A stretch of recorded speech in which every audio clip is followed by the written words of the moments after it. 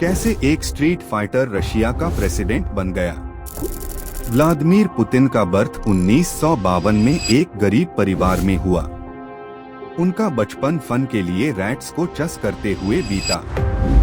As a child वो काफी पतले और वीक थे, जिस कारण उन्हें लगातार बुली किया जाता था। लेकिन पुतिन हर बार फाइट बैक करते थे।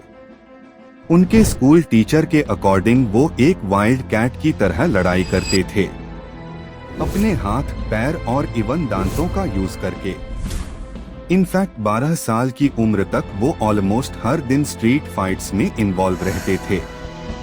इन्हीं फाइट से उन्हें पावर की एज समझ आई और उन्होंने मार्शल आर्ट्स क्लासेस ज्वाइन कर ली और 16 की एज में वह नेशनल जूडो चैंपियन भी बन गए। इसी दौरान एक स्पाई मूवी से इंस्पायर्ड होके उन्होंने स्पाई बनने का ठान लिया।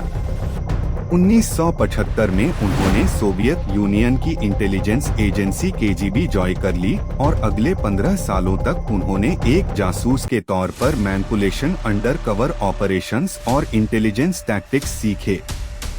1991 तक सोवियत यूनियन कोलैप्स होकर अलग अलग कंट्रीज में बिखर गया।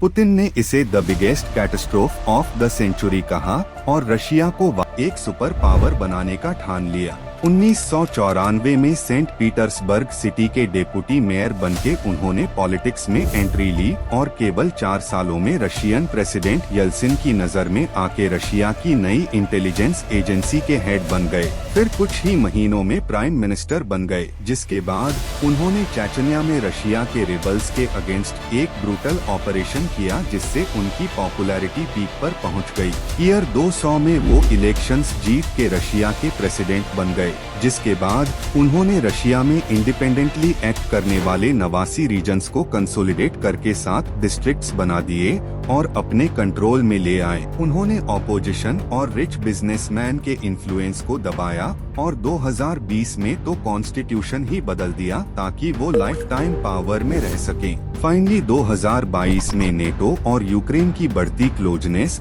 और अपनी आइडियोलॉजी के चलते उन्होंने यूक्रेन को इन्वेड कर दिया और आज करीब 4 साल बाद भी यह वॉर चल रही।